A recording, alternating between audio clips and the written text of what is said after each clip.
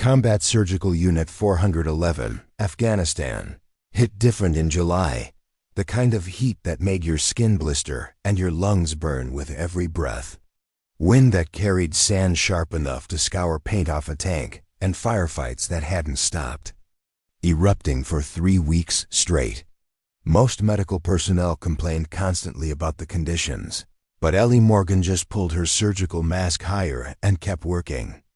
At 28, Ellie looked more like a kindergarten teacher than a military nurse. Small frame, maybe 5 feet 3 inches in boots, with wide blue eyes and freckles scattered across her nose. Her auburn hair was always tucked neatly under her cap, not a strand out of place. Everything about her screamed support staff, which was exactly how everyone treated her. Before we jump back in, tell us where you're tuning in from, and if this story touches you, make sure you're subscribed, because tomorrow I've saved something extra special for you.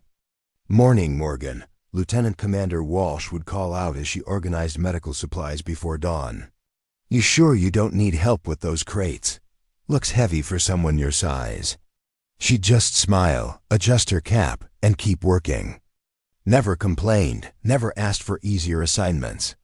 While other nurses rotated shifts, Ellie volunteered for the trauma ward during the heaviest fighting.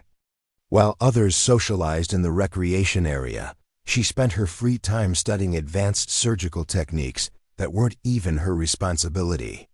The veteran doctors found her endearing. Sweet little thing, they'd say. Probably never raised her voice in her life. They were protective of her in that patronizing way that made Ellie's jaw clench, though she never let it show. What they didn't see were the journals she kept. Pages and pages of surgical diagrams, trauma protocols, and advanced procedures. Drawn with the precision of a seasoned surgeon.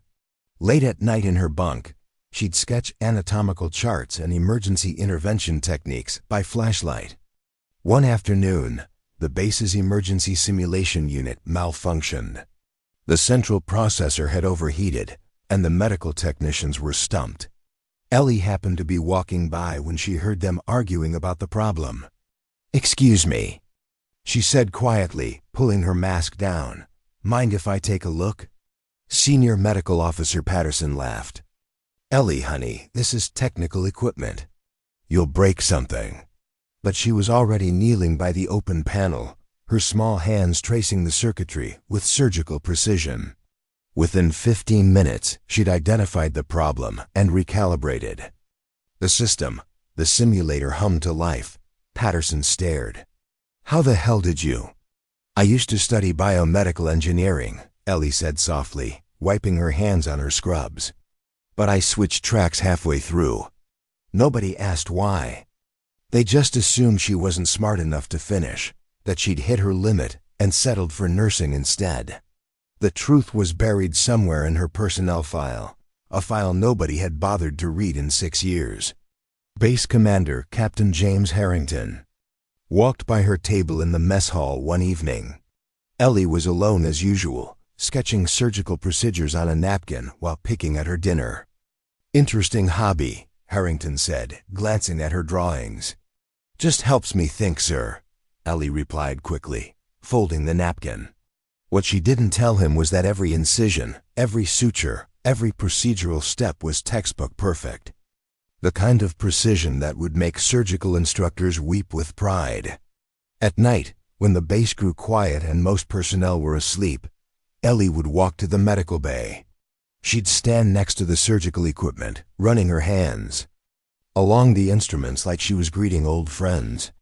The night staff thought it was cute, the little nurse with her surgical obsession.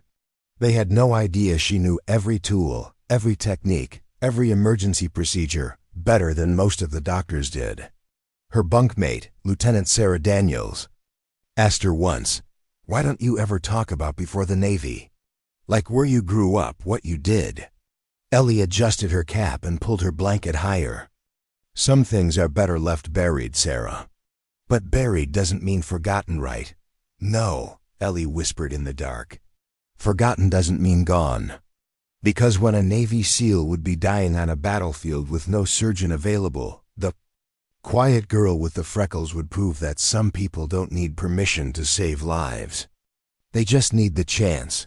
July 14th, 0217 hours. The emergency alarm cut through the pre-dawn darkness like a scream.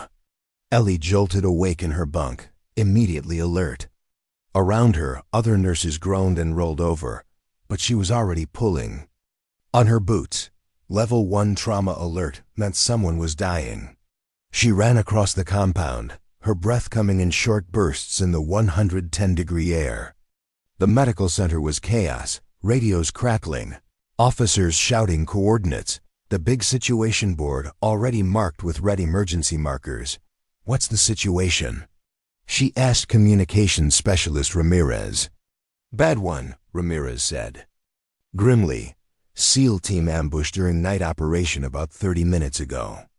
4 wounded, 1 critical, multiple GSWs to the chest and abdomen. Captain Miller, he's fading fast.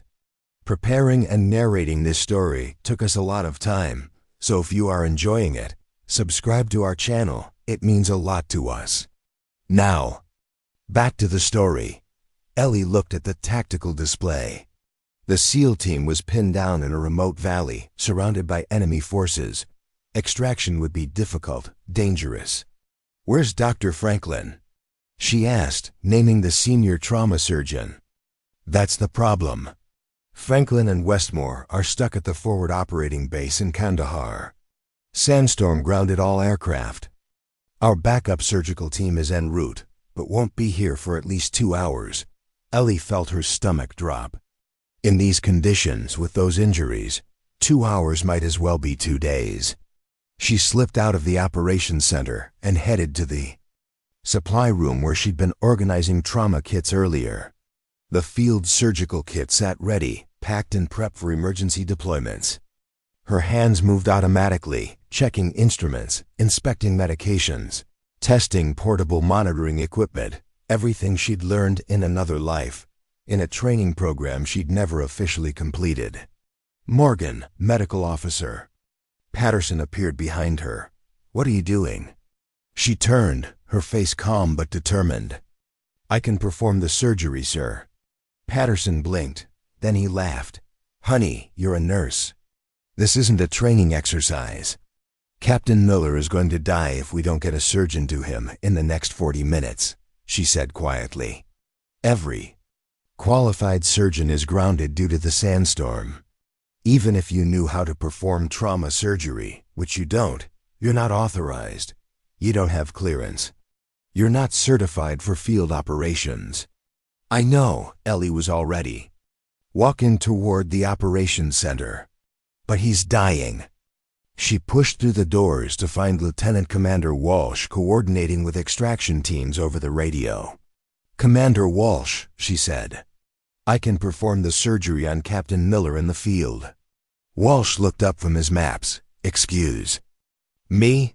The SEAL team needs immediate surgical intervention. I can go in with the extraction team and perform the procedure on site. The room went quiet. Walsh looked her up and down, taking in her small frame, her wide eyes, her soft-spoken demeanor. Then he smiled like she'd just told the world's best joke. Morgan, you're a support nurse. You don't have any surgical clearance. Step aside and let the professionals handle this. Ellie didn't argue. She just adjusted her cap, wrapped her stethoscope around her neck, and walked quietly toward the door. Walsh called after her. Where are you going? She paused. To do what needs to be done. By the time Walsh realized she wasn't heading back to her bunk, Ellie was already at the helicopter pad, strapping herself into a tactical vest and checking the surgical kit one last time. The extraction team was preparing to depart. 4 combat medics and 2 security personnel, heading out to retrieve the wounded SEALs. Chief Petty Officer Rodriguez, leading the extraction, looked surprised when Ellie approached. Morgan, what are you doing here? I'm coming with you, she said simply, loading the surgical kit onto the helicopter. We have medics, nurse. This is a hot extraction, not your territory. Captain Miller has multiple gunshot wounds to the chest and abdomen. He needs immediate surgical intervention, or he'll bleed out before you get him back to base." Rodriguez frowned. "And we're supposed to wait 2 hours for the surgical team. Or you can take me, and I can perform the procedure on site." The chief's eyes widened. "You? Perform emergency trauma surgery? In an active combat zone?" Ellie met his gaze steadily. "Yes. You're not qualified." "Qualification doesn't stop bleeding, Chief." Rodriguez hesitated, then keyed his radio. "Command, this is extraction team. Echo. Nurse Morgan is requesting to accompany us for field surgical intervention on Captain Miller." Walsh is furious. Voice came back immediately. "Negative, Echo. Morgan is not authorized for field operations. She is to remain on base." Rodriguez looked at Ellie, who hadn't moved. "Sir, with respect," Rodriguez replied. "If what she's saying is correct, Miller won't survive transport back to base. She's our only option. She's a nurse, not a surgeon. She can't perform surgery." "Sir," Rodriguez's voice was firm, "I've seen Morgan work. If she says she can do it, I believe her." There was a long silence on the radio. Finally, Walsh's voice returned, tight with frustration. "Your call, Chief. Your responsibility. Understood, sir." Rodriguez ended the transmission and turned to Ellie. "If you're wrong about this, we're both court-martialed." Ellie nodded once. "I understand." The helicopter lifted off into the night sky, carrying them toward a battlefield where a man was dying and a woman's past was about to catch up with her present. 20 minutes later, they touched down half a mile from the SEAL team's position. Enemy fire was still active in the area, sporadic but dangerous. The extraction team moved out quickly, Rodriguez in the lead, Ellie keeping pace despite the weight of the surgical kit. They found the SEALs holed up in an abandoned building, defending their position while trying to keep their wounded stable. Captain James Miller lay on a makeshift stretcher, his breathing shallow, skin gray with blood loss. The field medic had done what he could: pressure bandages, plasma transfusions, battlefield pain management, but it wasn't enough. "His pulse is weakening," the medic reported. "Multiple penetrating wounds to the lower chest and upper abdomen. Suspected damage to the liver and possibly the inferior vena cava. He's been hanging on by a thread, but he's fading fast." Ellie dropped her kit and knelt beside the wounded SEAL. Her assessment was quick, methodical, her hands moving with practiced confidence as she checked vitals and examined wounds. "He needs immediate surgery," she said, looking up at Rodriguez. "Right here, right now." Rodriguez hesitated only a moment. "Do it." Ellie nodded to the medics. "I need light. As much as you can give me without making us a target. And I need 4 of you to assist." As the team scrambled to comply, one of the SEALs stepped forward. "You're going to operate on our captain? Here, you're just a nurse." Ellie was already unpacking her surgical kit, laying out instruments on a sterile field. "Today, I'm a surgeon." With swift efficiency, she prepared the site, administered anesthesia, and mapped out her approach. The team watched in stunned silence as this small, quiet woman transformed before their eyes, her movements precise, her voice suddenly commanding as she directed her makeshift surgical team. "Retractor here, suction ready. I need more light on the field." Her hands moved with unnatural steadiness despite the distant sound of gunfire and the less than ideal conditions. The first incision was perfect, decisive, clean, exactly where it needed to be. Within minutes, she had located the sources of bleeding and was working to repair them. "Clamp the bleeder at the hepatic artery branch, more suction. Pack the liver quadrant while I repair this tear." Rodriguez couldn't believe what he was seeing. "Where did you learn to do this?" Ellie didn't look up, her focus absolute as she worked to save the dying man. "Surgical residency at Johns Hopkins, before the Navy. You were a surgeon?" Her hands never stopped moving, never hesitated, almost For 43 minutes, Ellie Morgan performed complex trauma surgery in the middle of a battlefield, with enemy fire occasionally lighting up the sky outside. She repaired a damaged hepatic artery, controlled bleeding from the vena cava, removed fragments from the patient's liver, and stabilized his condition enough for transport. As she placed the final sutures, Captain Miller's vitals stabilized. Still critical, but no longer actively dying. "He'll survive transport now," she said quietly, stripping off her bloody gloves. "But we need to move fast." The extraction team loaded the wounded onto the helicopter, Captain Miller now stable enough to survive the journey back to base. As they lifted off, Ellie sat beside her patient, monitoring his vitals, making small adjustments to his care. Her face had returned to its usual calm expression, as if she hadn't just performed miracle surgery in a combat zone. Back at the base, the medical team was waiting on the landing pad. Dr. Franklin had finally arrived from Kandahar, having found a way through the sandstorm.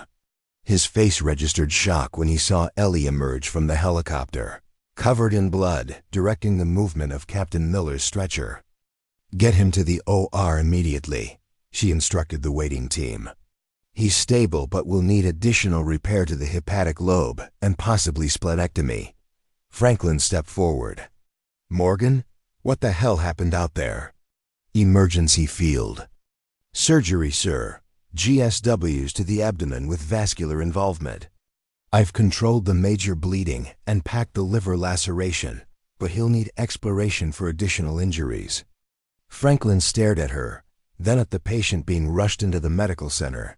"You performed abdominal trauma surgery?" "In the field?" "Yes, sir."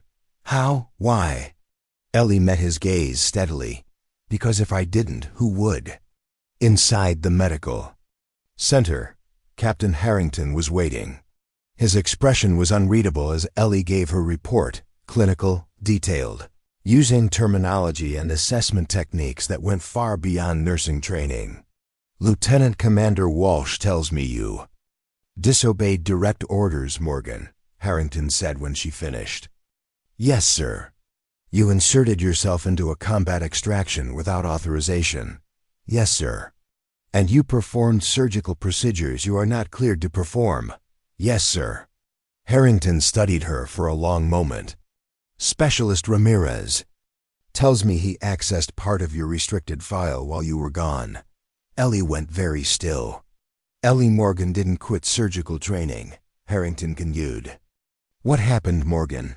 She took a deep breath. "I was chief resident at Johns Hopkins, sir. On track to become one of the youngest trauma surgeons in the program's history." "Then why are you a Navy nurse?" Ellie's eyes flickered to the floor, then back up. "There was an accident. Multi-car pileup on I-95. I was first on the scene. One of the victims was hemorrhaging from a lacerated femoral artery. He would have died before the ambulance arrived. So you performed emergency surgery at the scene." "I used what I had, a pocket knife, a pen casing for a tube, my shoelaces for ties. I stopped the bleeding and saved his life." Harrington frowned. "That sounds like commendation material, not career suicide." The man was the son of Congressman Edward Blackwell. He objected to his son being treated by, as he put it, some random woman with a pocket knife. He filed a complaint with the medical board, claimed I endangered his son by performing unauthorized procedures. Did the board agree? The evidence didn't matter. Blackwell had influence. My supervisor at Johns Hopkins advised me to resign quietly rather than face a public hearing that would end with my license suspended. "So you joined the Navy as a nurse." "It was the only medical position I qualified for officially. I thought I could still help people." Harrington was quiet for a long moment. Then he picked up a folder from his desk. "According to Dr. Franklin, who is currently completing Captain Miller's surgery, your field procedure was, and I quote, textbook perfect under impossible conditions. He says Miller would have died without your intervention." Ellie said nothing. "Why didn't you tell anyone you were a trained surgeon?" Who would have believed me, sir? My credentials were revoked. Officially, I never completed my residency. And unofficially? Unofficially, I completed all requirements for board certification. I was scheduled to take my final examinations the week after the accident. Harrington nodded slowly. That explains a lot. The door opened and Dr. Franklin entered, still in his surgical scrubs. Captain Miller? Ellie asked immediately. Stable, Franklin replied. Your field assessment was correct on all counts. The repairs you made saved his life. He turned to Harrington. Captain, I've been a trauma surgeon for 20 years. What? Morgan did out there today. I've seen board-certified surgeons with a decade of experience who couldn't have managed it under those conditions. Harrington looked at Ellie. It seems we have a situation, Morgan. Technically, you violated multiple regulations and could face serious consequences. But you also saved the life of one of our most valuable operators. I understand, sir. I'll accept whatever consequences are deemed appropriate. That's just it, Harrington said. I'm not sure what is appropriate in this case. Franklin cleared his throat. If I may, Captain, the surgical team is undermanned as it is. We lost Dr. Cooper last month, and his replacement won't arrive for another 6 weeks. We could use Morgan's skills, officially or unofficially. Harrington considered this. I'll need to speak with command. This situation is unprecedented. 3 days later, Ellie was summoned to Harrington's office. She expected to find paperwork for her court-martial or, at minimum, her transfer. Instead, she found Rear Admiral Lawrence Coleman, head of Naval Medical Command for the entire region. Nurse Morgan, Admiral Coleman said, gesturing to a chair. Please sit down. Ellie sat stiffly, her hands folded in her lap. I've reviewed your case thoroughly, Coleman began, including the previously sealed portions of your record from Johns Hopkins. Ellie's eyes widened slightly. It seems Congressman Blackwell's influence extended further than we realized. Your case was never actually reviewed by the medical board. It was buried by administrative staff before any official action could be taken. Sir, in other words, Morgan, your credentials were never officially revoked. They were misplaced. Ellie felt her world tilt sideways. Furthermore, Coleman continued, I've spoken with your former supervisor at Johns Hopkins, Dr. Catherine Reynolds. She provided copies of your completed residency requirements and final evaluations. According to these documents, you had satisfied all requirements for board certification prior to the incident. I don't understand, sir. Coleman smiled slightly. It means, Morgan, that you are technically qualified as a trauma surgeon. You have been all along. Ellie sat in stunned silence. We've also reviewed the medical records of Thomas Blackwell, the congressman's son. The emergency medical team that arrived on scene credited your intervention with saving his life.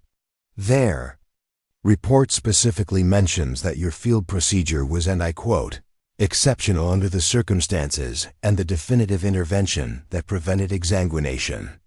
Harrington leaned forward.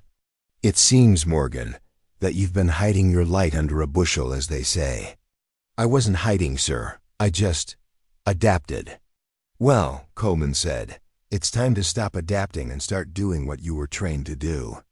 He pulled a folder from his briefcase. These are transfer orders. You're being reassigned to the surgical division, effective immediately, with the rank of lieutenant commander. Ellie stared at the papers. But my certification will be formalized within the month. I've arranged for an emergency board review. Given your documented completion of requirements and your recent performance in the field, it should be a formality. And Congressman Blackwell? Coleman's expression hardened slightly. Has been informed that attempting to interfere with military medical personnel assignments would be unwise. For the first time in 6 years, Ellie felt something like hope rising in her chest. Of course, Coleman added, there is the matter of your unauthorized field surgery 3 days ago. Ellie straightened her shoulders. Yes, sir. I accept full responsibility. Good, because you're receiving a Navy and Marine Corps Commendation Medal for it. Ellie blinked. Sir, exceptional courage under fire, Morgan. The kind of decision-making we want in our medical officers. Coleman stood. Unless you'd prefer the court-martial? No, sir, Ellie said quickly.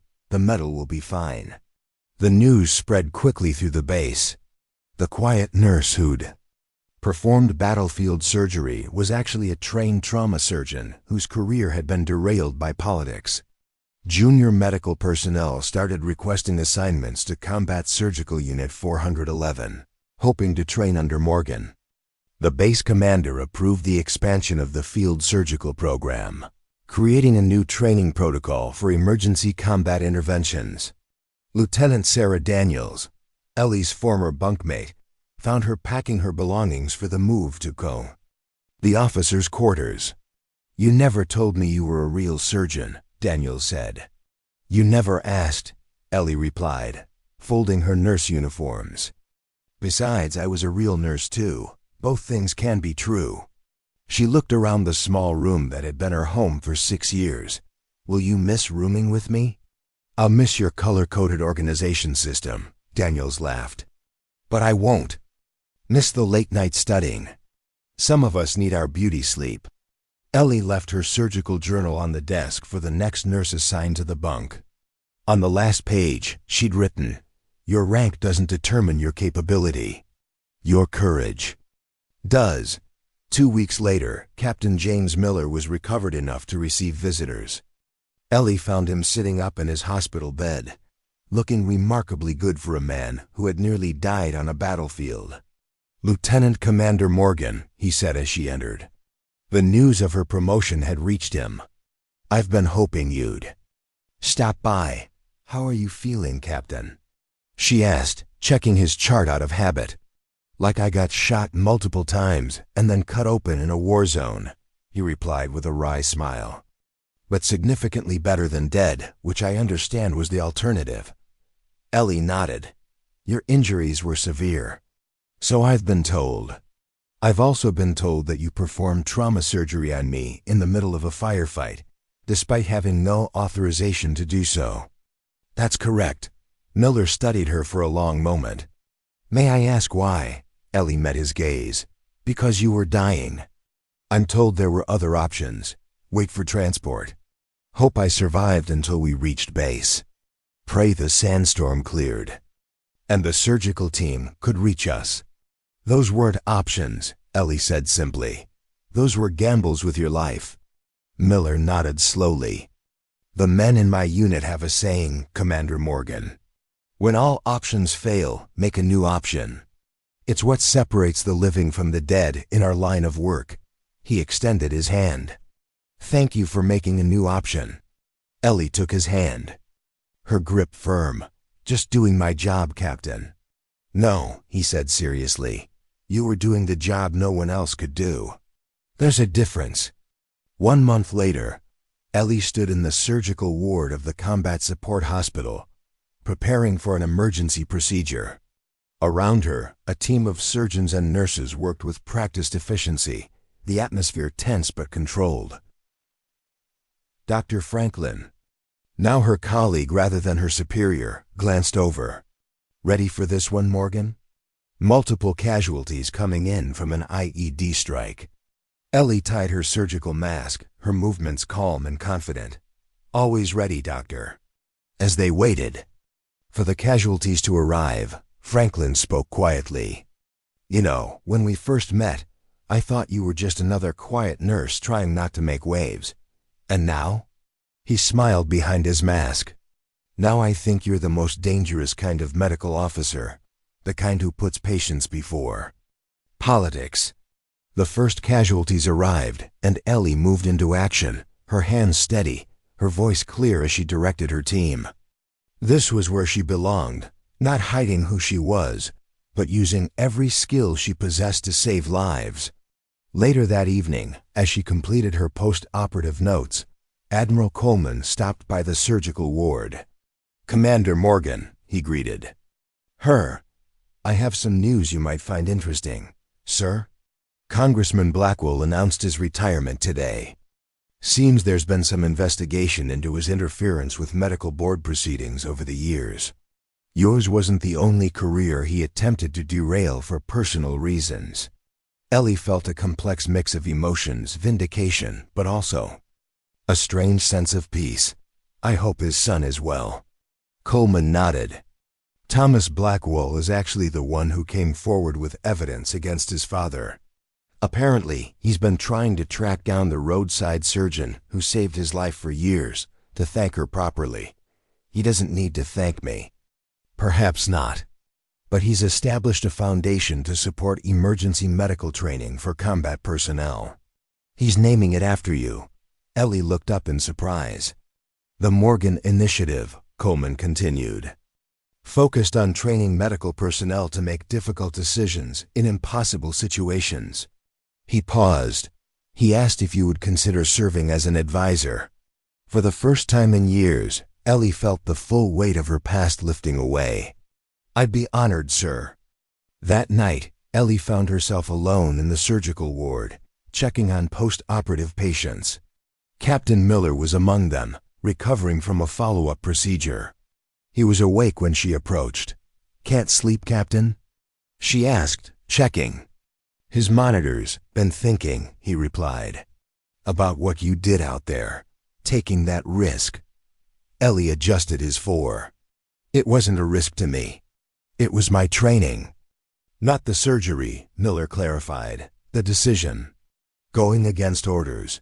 Putting your career on the line. She was quiet for a moment. Some things are more important than careers. Like lives. Yes, like lives, Miller nodded. That's what I told the SEAL Command when they asked about you. That you understand what really matters when everything is on the line. Ellie raised an eyebrow. The SEAL Command asked about me? They're interested in establishing a new program. Combat Surgical Response Teams. Surgeons embedded with special operations units for immediate field intervention. He watched her. Carefully, they asked for recommendations. And you recommended me? I recommended the surgeon who cut me open in a war zone and didn't flinch when the bullets started flying. The one who made the hard call when everyone else was looking for excuses. Ellie considered this. That's not standard protocol. No. Agreed Miller. It's better than standard. Word of Ellie's skills spread throughout the military medical community. She began receiving requests to train combat medics in advanced field procedures, develop protocols for emergency surgical interventions, and consult on the design of new portable surgical equipment. But the most meaningful recognition came 6 months later, when a young nurse named Rebecca Collins was assigned to Combat Surgical Unit 411. On her first day, she approached Ellie tentatively. Commander Morgan? I requested this assignment specifically because of you. Oh? Ellie looked up from her charts.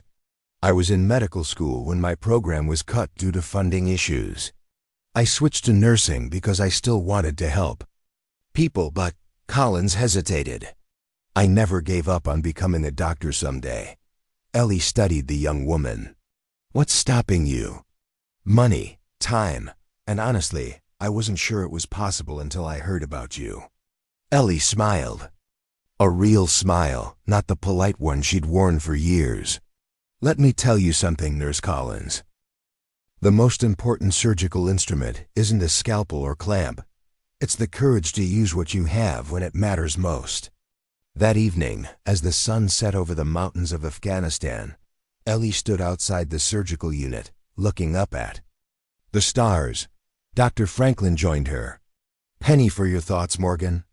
I was just thinking about all the people who told me I couldn't operate, that I wasn't qualified, wasn't authorized, wasn't the right kind of person. Franklin nodded. And they were wrong about everything. Except one thing, Ellie said quietly. I'm not the right kind of person to follow protocol when someone is dying. That's exactly why you're here. 2 years later, Ellie led the first combat surgical response team into the field. The program had grown from a concept to reality. with specially trained surgical teams deployed alongside combat units in high-risk operations. The military had finally recognized what Ellie had known all along, that sometimes saving lives meant breaking rules. That expertise mattered more than authorization, and that the quietest people often had the most to offer when the moment came. As she prepared her team for deployment, a young surgeon asked her, "Commander, how do you know when to follow protocol and when to break it?" Ellie adjusted her surgical kit, checking each instrument with the same care she always had. When someone is dying in front of you, and you're the only one who can save them, protocol becomes a luxury. What matters is this: if you don't act, who will? The world was full of quiet people doing extraordinary things. Teachers who could heal, engineers who could lead, nurses who could perform surgery. They weren't waiting for permission. They were waiting for the moment when someone needed saving. And when that moment came, they wouldn't ask if they were qualified. They would simply ask, "If I don't do this, who will?" The news of Ellie's battlefield surgery spread through the combat surgical unit like wildfire. By the second week after the incident, the story had grown to almost mythical proportions. Some claimed she'd performed the procedure under direct enemy fire. Others said she'd used nothing but basic field equipment and her bare hands. The truth was somewhere in between, but the impact was undeniable. Personnel who had barely noticed her before now watched her with newfound respect as she moved through the medical facility. Dr. Franklin, initially skeptical of her sudden promotion, had become her strongest advocate. "Morgan has hands like a concert pianist," he told the other surgeons. "Steadier under pressure than most of you with 20 years' experience." For her part, Ellie continued much as before, quiet, methodical, focused on her work. The only difference was that now she wore the insignia of a lieutenant, commander, and carried a surgical authority she'd been denied for 6 years. One morning, as she reviewed patient charts, she felt someone watching her. Looking up, she found Captain Miller leaning against the doorway of the ward, still moving carefully, but remarkably recovered considering his injuries. "Captain," she greeted him, setting aside her charts. "Should you be up and walking around?" "Probably not," he admitted with a slight smile. "But I've never been good at following medical advice. That explains the 3 bullet wounds and shrapnel damage. 4 bullet wounds, actually. You missed one from Fallujah." Ellie raised an eyebrow. "I didn't miss it. It's noted on page 2 of your chart, along with the suboptimal healing pattern, suggesting you resumed physical activity too soon afterward." Miller laughed, then winced, pressing a hand to his abdomen. "See? This is why I wanted to talk to you. You notice things others miss. That's my job." "No, your job is to follow standard medical protocols. Noticing what others miss, that's something else entirely." He stepped into the room, moving to stand by the window. "The men in my unit have been talking about you. I imagine they have," Ellie said dryly. "The nurse who thought she was a surgeon makes for good gossip." "That's not what they're saying," Miller replied, his voice serious now. "They're saying you're the only medical officer they've met who understands what we do." "What do you mean?" "SEALs operate in the gray areas, Commander Morgan. We make judgment calls that don't fit neatly into regulation handbooks. We assess risk differently than most people." He turned to face her. "What you did out there, performing surgery in an active combat zone with minimal support, that's the kind of calculated risk we respect." Ellie was quiet for a moment. It wasn't calculated. It was necessary. "Exactly," Miller nodded. "That's why I'm here. My team is deploying on a high-risk operation next week. Deep reconnaissance, potential hostage situation. We've requested a medical officer with surgical capabilities to accompany us." Ellie frowned. "That's not standard protocol." "No, it's not. But neither was what you did to save my life." He watched her reaction carefully. We've specifically requested you. Me, for a SEAL operation? Ellie shook her head. Captain, I've only just been reinstated as a surgeon. I have no special operations training, no combat experience beyond basic qualification. You performed complex trauma surgery in the middle of a firefight without breaking a sweat. That's the only combat experience I care about. Miller stepped closer. This is a volunteer assignment. High risk, but potentially high reward. Intelligence suggests American hostages, including medical personnel. Ellie's expression changed subtly. Medical hostages? 2 doctors and a nurse from an international aid organization, captured 3 weeks ago. We've located their probable position and are assembling an extraction team. He paused. If we find them, they may need immediate medical intervention, the kind only a surgeon can provide. Ellie turned back to her charts, her mind racing. Part of her, the careful, by-the-book part that had helped her survive the last 6 years, was screaming that this was madness. She was a surgeon, not a combat operative. But another part, the part that had driven her to perform surgery on a battlefield, recognized the truth in Miller's words. If those hostages needed immediate surgical care, and she refused out of caution. When do you need my answer? She asked quietly. Tomorrow, 800. Miller moved toward the door, then paused. One more thing, Morgan. The SEAL team doesn't care about your credentials or your rank. They care that when everything went to hell, you didn't hesitate. You acted. He held her gaze. In our world, that's the only qualification that matters. After he left, Ellie stood by the window for a long time, watching the activity in the compound below. Personnel moving with purpose, helicopters landing and taking off, the organized chaos of a military operation at war. For 6 years, she had existed on the periphery of this world, carefully following rules, keeping her head down, accepting limitations imposed by others. Now she had a choice to make: continue on the safe path of a base surgeon, or step into the unknown world of special operations medicine, where the rules were different, the risks higher, and the consequences more immediate. That evening, she sought out Dr. Franklin in his office. "You've heard about the SEAL request," she said without preamble. Franklin nodded, leaning back in his chair. "Word travels fast around here, especially when it involves our newly famous trauma surgeon." "I'm not famous. Tell that to the 3 residents who've requested transfers to train under you." Franklin studied her. "Are you considering it?" "I don't know," Ellie admitted. "It's far outside my experience." "Is it?" Franklin raised an eyebrow. "You performed battlefield surgery under combat conditions with minimal support. Sounds like special operations medicine to me." "That was one incident. This would be deliberate, putting myself in harm's way repeatedly." "True," Franklin opened a drawer and pulled out a file. "Before you decide, you should see this. Captain Miller asked me to compile a medical brief on the hostages, based on available intelligence." Ellie took the file, scanning the contents quickly.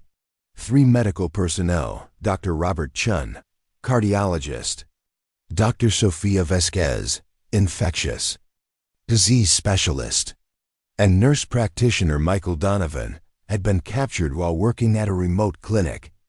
Initial reports indicated at least one of them had been injured during the abduction, and conditions in captivity were likely poor. "They've been held for 3 weeks," she murmured, reading further. "In these conditions, dehydration, malnutrition, possible infections from untreated wounds," Franklin finished. "Not to mention psychological trauma." Ellie closed the file. "Why me? There are more experienced combat surgeons available." Franklin leaned forward. "Because Miller trusts you. And in special operations, trust matters more than experience." He paused. "The question isn't whether you're qualified, Morgan. It's whether you're willing." That night, Ellie couldn't sleep. She sat on her bunk, turning over Franklin's words in her mind. Above her desk hung her newly issued credentials. Lieutenant Commander Ellie Morgan, Trauma Surgeon, United States Navy. Official recognition of who she had always been, despite years of being told otherwise. But credentials didn't save lives, actions did. At 07:45 the next morning, she knocked on Captain Miller's door. "Enter," he called. Ellie stepped inside, standing at attention. "Lieutenant Commander Morgan reporting as requested, sir."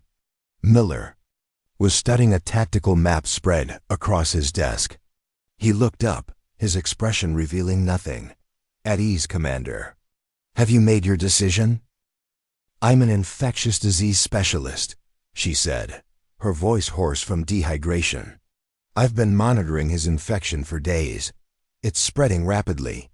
When was he injured?" Ellie asked, as Sarah prepared surgical equipment. "During the abduction," Vasquez replied. "They stabbed him when he tried to protect us. We did what we could with the limited supplies they gave us, but the wound became infected within days." Ellie examined the wound, a jagged laceration to the lower right quadrant of the abdomen, now swollen and discolored, with purulent drainage. The surrounding skin was hot to the touch, with visible tracking of infection extending outward. "Likely perforated bowel with fecal contamination," she murmured, glancing at Sarah. "We'll need to resect any necrotic tissue, repair the perforation, and establish drainage." Outside, the sound of gunfire grew closer. Miller appeared in the doorway, his expression tense. "Hostile forces moving this way. Estimate 15 minutes before they reach our position." "How long do you need?" Ellie didn't look up from her examination. "At least 40 minutes, maybe an hour. We don't have that long. The helicopter is standing by. We need to move now." Ellie finally looked up, her gaze steady. "If we move him now, he dies. Period. The infection has reached critical levels. Without immediate intervention, septic shock will set in within hours." Miller understood the impossible choice before them: risk the entire team by staying, or sacrifice one hostage by leaving too soon. "How certain are you that he won't survive transport?" 100%, Ellie replied without hesitation. "His only chance is immediate surgery to control the source of infection." Miller made his decision. "You have 30 minutes. We'll hold them off as long as we can. After that, we have to move, with or without completing the procedure." Ellie nodded once, turning back to her patient. "Sarah, establish 4 access, 2 large-bore lines. Start broad-spectrum antibiotics and fluid resuscitation. Dr. Vasquez, if you're able, I need you to assist with monitoring." As Miller left to coordinate the defense, Ellie focused entirely on the task before her. The room around them, the gunfire in the distance, the time pressure, all of it faded away as she made her initial incision. This was what she had trained for all those years ago at Johns Hopkins, what she had continued to study in secret during her time as a nurse. The ability to make precise, life-saving decisions in the most challenging circumstances. The procedure was complex, locating and repairing a perforated section of small intestine, debriding necrotic tissue, establishing adequate drainage, and thoroughly irrigating the abdominal cavity to reduce bacterial load. Every movement had to be perfect, every decision immediate and correct. Outside, the gunfire intensified. Through the small window, they could see flashes of light as the SEAL team engaged the approaching hostile forces. The sound of bullets striking the stone walls of the compound created a percussive backdrop to their work. 10 minutes, called Wilson from his position at the door. Ellie's hands never faltered, moving with the same precise confidence she had shown when operating on Miller. Sarah anticipated her needs without being asked, providing instruments and assistance with practice coordination. "Almost there," Ellie murmured, placing the final sutures to secure the drainage system. "Starting to close now." 5 minutes, Wilson warned. "They're getting closer." Dr. Chun, who had been helping to monitor vital signs, looked up anxiously. Will he survive? Transport now. His chances are better, Ellie replied, working quickly to close the abdominal wall. The source of infection is controlled. The antibiotics are starting to work. With continued care during transport, he has a fighting chance. Just as she placed the final sutures, Miller appeared in the doorway, his tactical vest showing fresh. Evidence of combat. Time's up. We need to move now. We're ready, Ellie said, securing a protective dressing over the surgical site. He's stable enough for transport, but will need to continue monitoring and treatment en route. The team moved swiftly, carrying Donovan on his stretcher, supporting DRs, Shun and Vasquez, while maintaining a defensive perimeter. The sound of gunfire was now alarmingly close, with bullets striking the ground near their feet as they made their way back to the landing zone. The helicopter was waiting, rotors already spinning, ready for immediate departure. As they loaded the hostages aboard, hostile forces appeared on the ridge above, firing down at their position. The SEAL team provided covering fire, enabling Ellie and Sarah to secure Donovan for the flight. As the helicopter lifted off, bullets pinged against its armored hull. Ellie barely noticed, her attention entirely focused on her patient, continuing to administer fluids and medication as they raced back toward the safety of the base. The helicopter touched down at the base amid a flurry of activity. Medical teams rushed forward with stretchers and equipment, ready to receive the rescued hostages. Ellie remained at Donovan's side, calling out vital information as they transferred him to the waiting gurney. 32-year-old male, penetrating abdominal trauma with secondary peritonitis. Field laparotomy performed approximately 40 minutes ago. Hypotensive but stable. Needs continued broad-spectrum antibiotics, fluid resuscitation, and intensive monitoring. Dr. Franklin met them at the entrance to the medical center, his experienced eyes quickly assessing the situation. OR2 is prepped and waiting. What do you need, Morgan? I'll continue with primary surgical responsibility, Ellie replied without hesitation. He's not out of danger yet. Franklin nodded, falling in step beside her as they rushed toward the operating room. Hell of a first special ops mission. The radio chatter said you performed surgery while under enemy fire. Seems to be becoming a habit, Ellie said dryly, not breaking stride.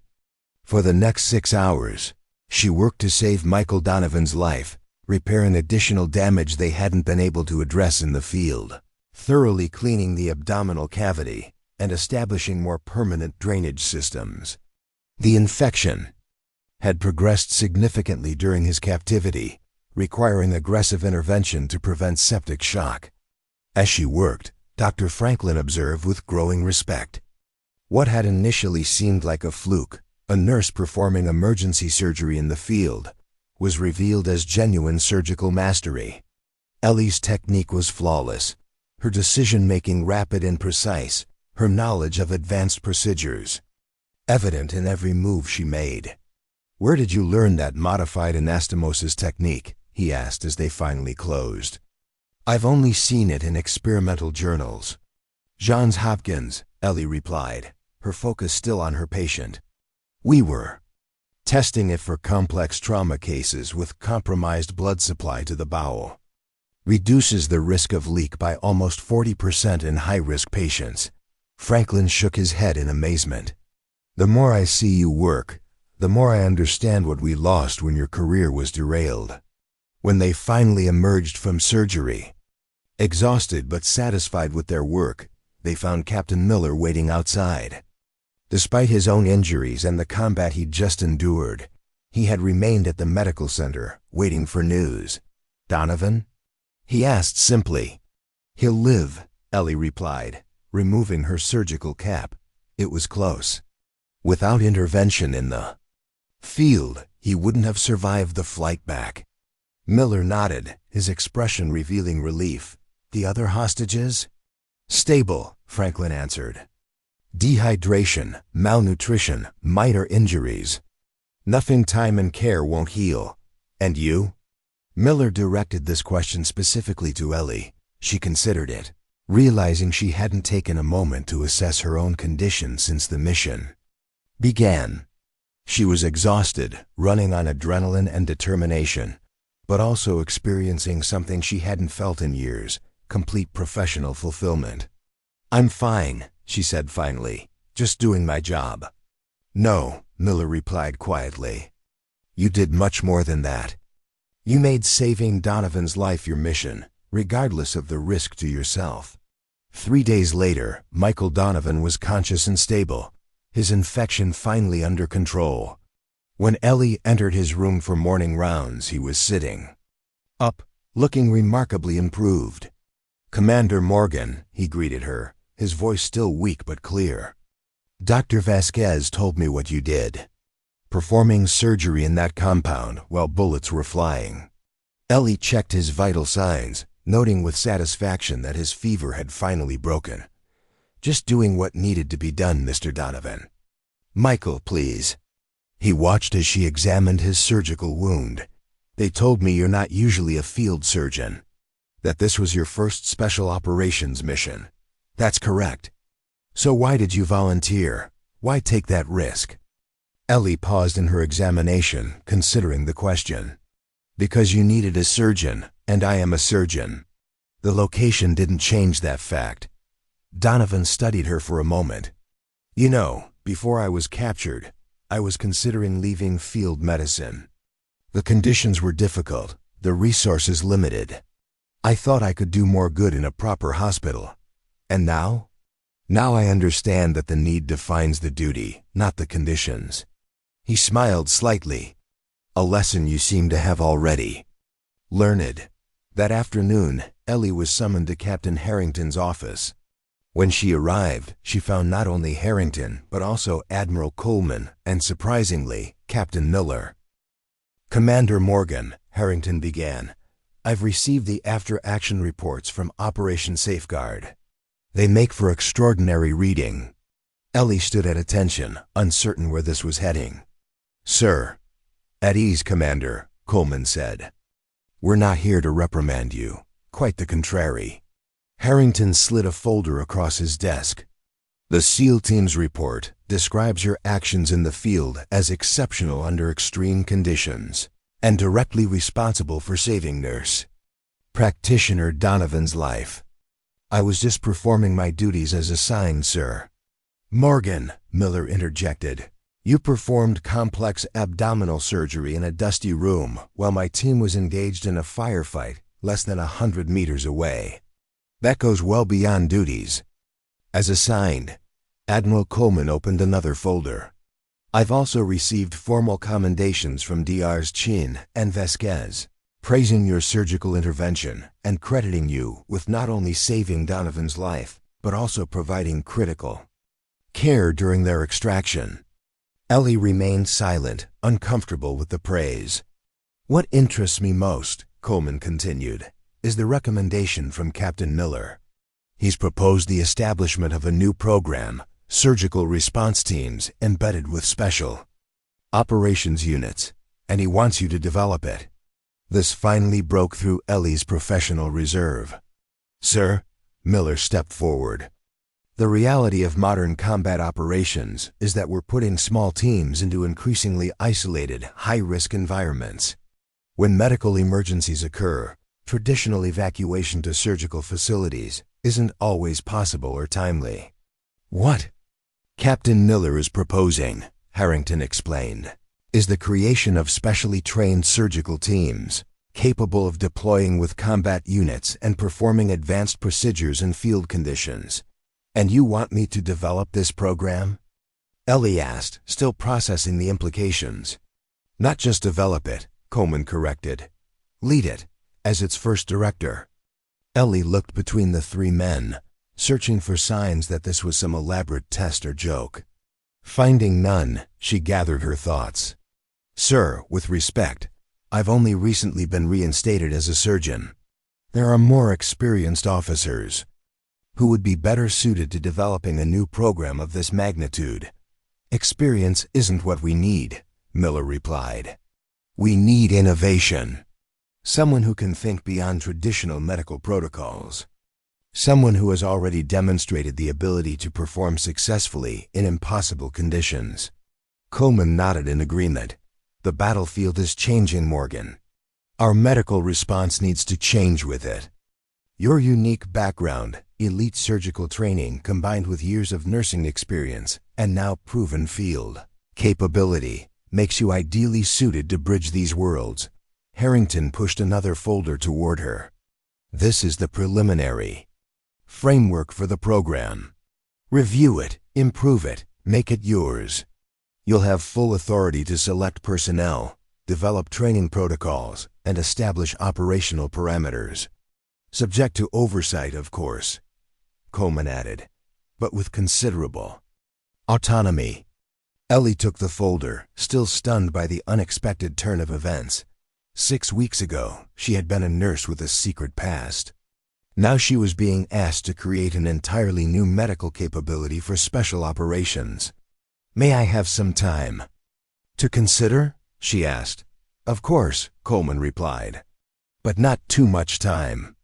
This initiative has high-level support, and we want to move quickly. As she left the meeting, Ellie felt oddly disconnected from reality. The corridors of the medical center, once her entire world, now seemed different somehow, as if they belonged to another life. She found herself walking toward the ICU, where Donovan was continuing his recovery. Sarah was there, checking his vital signs while chatting amiably with Dr. Vasquez, who was in the adjacent bed. They both looked up as Ellie entered. Commander. Sarah greeted her. Everything okay? You look like you've seen a ghost. Not a ghost, Ellie replied. Just an unexpected future. She turned to Donovan. How are you feeling today? Better, he replied. Dr. Franklin says my infection markers are finally normalizing. He seemed surprised by how quickly I'm recovering. You had excellent surgical care, Dr. Vasquez interjected with a smile. Both in that compound and since returning to base. Ellie checked Donovan's chart absently, her mind still processing the proposal she'd just received.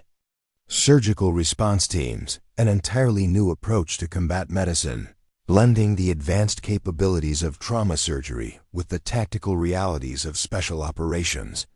You're distracted, Donovan observed. Something happened. Ellie looked up, momentarily startled by his perception. Just thinking about the future. Anything you can share? She hesitated, then decided these people, who had experienced firsthand the life-or-death reality of field medicine, deserved to know. I've been asked to develop a new program. Surgical teams that would deploy directly with combat units, capable of performing advanced procedures in field conditions. Sarah's eyes widened. Like what we did for Mr. Donovan. Exactly like that. But formalized with specialized training, equipment, and protocols. It's about time, Vasquez said firmly. Do you know how many aid workers and military personnel we lose because surgical care is too far away? This could change everything. Donovan nodded in agreement. When I was stabbed, I knew immediately that it was bad, the kind of injury that needed a surgeon, not just first aid. If we'd had someone like you with us from the beginning. His words trailed off, but the implication was clear. Days of suffering might have been prevented. The risk of death would have been significantly reduced. Are you going to do it? Sarah asked. Ellie looked around at these three people, each of whom had been irrevocably changed by their experiences in the field. I'm not sure I'm qualified. Donovan laughed, then winced as the movement pulled at his surgical incision. Sorry, but that's ridiculous. You performed life-saving surgery in a stone building while bullets were flying. If you're not qualified, who is? His words echoed Miller's earlier statement so closely that Ellie couldn't help but smile. That seems to be the consensus opinion. Later that evening, Ellie sat alone in her quarters. The preliminary framework for the Surgical Response Team program spread out before her. The more she read, the more she recognized the potential impact of what was being proposed. This wasn't just about creating a new medical capability. It was about fundamentally changing how we approached surgical care in combat environments. A knock at her door interrupted her thoughts. "Enter," she called. Dr. Franklin stepped in, carrying 2 cups of coffee. "Thought you might need this. Word is you've been given quite the assignment." Ellie accepted the coffee gratefully. News travels fast. "It's a small base," Franklin replied, taking a seat opposite her. "And this is big news." He nodded toward the papers. "What do you think?" "It's ambitious," she admitted. "Maybe too ambitious. We're talking about taking surgical capabilities that normally require a fully equipped operating room and adapting them for use in combat conditions. Isn't that exactly what you did 3 times now? Once for Miller, once for Donovan, and once years ago for that congressman's son?" Ellie sighed. "Those were desperation moves, not systematic approaches. Sometimes the best systems grow out of desperate innovations." Franklin leaned forward. "Look, Morgan, I've been a military surgeon for 20 years. I've seen countless protocols come and go, most of them developed by officers who never set foot outside a traditional. Or, you've actually done this, performed complex procedures in the worst possible conditions, and succeeded. But developing an entire program, selecting personnel, creating training protocols, designing specialized equipment? You won't be doing it alone," Franklin pointed out. "You'll have resources, support staff, access to experts in various fields. Your job is to provide the vision and the practical experience to guide it." Ellie was quiet for a moment, considering. "When I was a surgical resident at Johns Hopkins, my mentor told me something I never forgot. She said that surgery isn't about perfect conditions. It's about perfect decisions in whatever conditions exist. Sounds like wisdom to me." I thought so too. Ellie gathered the papers together. "I think I've made my decision." The next morning, she reported to Admiral Coleman's office. "I'll accept the position," she said without preamble. "But I have conditions." Coleman raised an eyebrow. "I'm listening." "First, the program must be truly integrated with special operations, not just an add-on. The surgical teams need to train alongside the units they'll support, understand their operational parameters, and be considered essential components of mission planning." Agreed. Captain Miller has already advocated for that approach. "Second, I want full authority to develop selection criteria for the surgical personnel. This isn't just about technical skill. It's about psychological resilience, adaptability, and decision-making under extreme pressure." Coleman nodded. "That makes sense. Third, I want Lieutenant Sarah Daniels as my deputy. She's demonstrated the exact qualities we need, and her nursing background will be invaluable in developing the training program." "Done? Anything else?" Ellie hesitated, then pressed forward. "Yes. I want Michael Donovan offered a position once he recovers. His experience as both a medical professional and a hostage gives him unique insight into what we're trying to accomplish." Coleman studied her for a moment. "You've given this considerable thought." "I have." "Very well, Commander Morgan. Consider your conditions accepted." He stood, offering his hand. "Congratulations. You're now the founding director of the Combat Surgical Response Team program." 3 months later, Ellie stood before the first class of candidates selected for the program. 20 medical officers, surgeons, anesthesiologists, and specialized nurses sat before her, each chosen for their technical skills, psychological profiles, and demonstrated ability to function under pressure. "Welcome to the Combat Surgical Response Team program," she began. "What we're about to undertake has never been done before. We're creating an entirely new medical capability, bringing advanced surgical care directly to the battlefield, regardless of conditions." She paced slowly across the front of the room.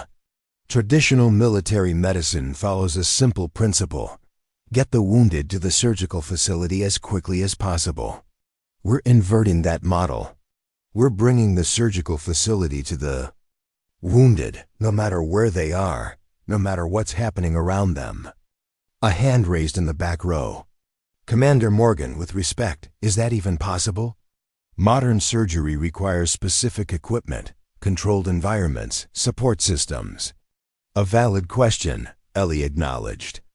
And one I asked myself when I was performing abdominal surgery in a stone building while a firefight raged outside. She let that sink in before continuing. The answer lies in rethinking our approach to surgical intervention. We're not trying to replicate a hospital, OR, in the field. We're developing new techniques, new equipment, and new decision-making frameworks optimized for austere environments. Another hand raised. How do we train for this? There's no precedent. Ellie smiled slightly. That's where you come in. Each of you brings unique expertise and experience. Together, we'll develop the protocols, test them in increasingly challenging scenarios, and refine them based on what works. She moved to a large tactical display showing various operating environments: desert, mountain, jungle, urban. Over the next 6 months, you'll undergo intensive training that combines advanced surgical techniques with special operations tactics. You'll learn to perform complex procedures with minimal equipment, to make rapid decisions with incomplete information, and to adapt standard protocols to non-standard situations. Sarah, standing at the side of the room, activated another display showing specialized equipment designed specifically for the program: ultralight surgical kits, portable monitoring systems, advanced hemostatic agents. This isn't just about learning to operate in difficult conditions, Ellie continued. It's about fundamentally changing how we think about surgical intervention in combat environments. It's about recognizing that sometimes the only thing standing between life and death is the willingness to act decisively when others hesitate. She looked around the room, meeting each candidate's eyes. Not all of you will complete this program. The demands are extreme, the standards uncompromising. But those who do will pioneer a capability that will save countless lives, not just in military operations, but eventually in disaster responses, humanitarian crises, and remote locations around the world. Michael Donovan, now fully recovered and serving as a program advisor, stepped forward. As someone whose life was saved by this approach, I can tell you that what Commander Morgan is proposing isn't theoretical. It's practical, it's necessary, and it works. I'm living proof. The training program was unlike anything previously attempted in military medicine. Candidates progressed from performing procedures in simulated field conditions to actual deployment exercises with special operations units. They practiced in rain, heat, cold, darkness, learning to rely on their skills and judgment rather than ideal conditions. 4 months into the program, Ellie received an unexpected visitor. Dr. Catherine Reynolds, her former mentor from Johns Hopkins, arrived at the training facility, curious about the innovative program her once promising student was now leading. "When I heard what you were doing, I had to see it for myself," Reynolds said as Ellie showed her around the facility. "Surgical teams embedded with special operations, it's revolutionary." "And necessary," Ellie replied. "We've already documented cases where immediate surgical intervention in the field made the difference between life and death." They stopped to observe a training exercise, a simulated abdominal surgery being performed in a mock-up of a damaged building, complete with artificial noise, smoke, and periodic interruptions. "Remarkable," Reynolds murmured. "They're performing a complex procedure under conditions that would make most surgeons refuse to operate." "That's the point," Ellie explained. "We're selecting and training people who don't see challenging conditions as barriers but as problems to be solved." Reynolds turned to face her former student. "You know, when you disappeared from Johns Hopkins after that incident with Congressman Blackwell's son, I tried to find you. By the time I learned what had happened, you had already enlisted in the Navy. It was easier to start over than to fight a battle I couldn't win. And now?" Reynolds gestured to the facility around them. "This doesn't look like someone who gave up." Ellie smiled. "I didn't give up, I adapted. And in doing so, found a way to make a difference that might never have happened otherwise. Life has a strange way of putting us exactly where we need to be," Reynolds observed. "Even when it seems like everything has gone wrong." As the program developed, its impact began to extend beyond special operations. Other military units requested training for their medical personnel. Civilian disaster response agencies expressed interest in the techniques and equipment being developed. What had begun as a specialized capability was evolving into a new approach to emergency surgical care. 6 months after the program's inception, Ellie stood on the tarmac as the first officially designated combat surgical response team prepared to deploy with a SEAL unit on a high-risk mission. Sarah, now a full-fledged member of the team, checked equipment while Michael Donovan, officially commissioned as a Navy medical officer, briefed the combat medics on emergency protocols. Captain Miller, fully recovered and back in operational command, approached Ellie. "They're ready," he said. Simply, "You've created something extraordinary here, Morgan." "We've created it," she corrected. "This program exists because you were willing to trust a nurse who claimed she could perform surgery in a combat zone." Miller smiled. "Sometimes trust is the most powerful medicine." As the team boarded their transport, Ellie felt a profound sense of fulfillment. The path that had led her here, from promising surgical resident, to disgraced physician, to military nurse, to pioneering medical officer, had been neither straight nor easy. Yet each step, even the painful ones, had contributed to creating something that would save lives that would otherwise be lost. Dr. Franklin joined her as the aircraft departed. "Quite a journey from that day you performed surgery on Captain Miller in the middle of a blizzard." "It was never about the surgery," Ellie replied, watching the aircraft disappear into the distance. "It was about refusing to accept that lives should be lost simply because conditions aren't ideal. A philosophy that's changing military medicine as we know it," Franklin observed. "Not bad for someone who was just a nurse a few months ago." Ellie smiled. "I was never just a nurse. I was always exactly who I needed to be when lives depended on it." As they turned to walk back to the medical center, Ellie reflected on the strange, winding path that had brought her to this moment. A career derailed by politics, years spent hiding her true capabilities, and then, when the moment of crisis arrived, the courage to step forward regardless of the consequences. Sometimes the most extraordinary people are the ones nobody notices until the moment when everything is at stake. They don't ask for permission to save lives. They just do what needs to be done. And in doing so, they change not just individual outcomes, but entire systems. For Ellie Morgan, the quiet nurse who became a battlefield surgeon, the journey had come full circle. She was no longer hiding who she was or what she could do. She was leading others to find the same courage within themselves, the courage to act decisively when lives hang in the balance, regardless of circumstances, regardless of authorization. Because in the end, saving lives isn't about credentials or protocols. It's about being willing to step forward when others step back. And asking not, "Am I allowed to do this?" but rather, "If I don't do this, who will?" 1 year after the formation of the Combat Surgical Response Team program, Ellie stood at the podium of the Naval Medical Center's main auditorium. Before her sat hundreds of medical professionals from across the military branches, civilian emergency services, and international humanitarian organizations. What had begun as a specialized capability for special operations forces had evolved into a revolutionary approach to trauma care that was reshaping emergency medicine worldwide. This would mean promotion to captain, the assistant secretary added, with appropriate staffing and resources. The initiative would be headquartered at Walter Reed National Military Medical Center, with satellite training facilities in Europe, Asia, and Africa. Ellie's mind raced with the implications.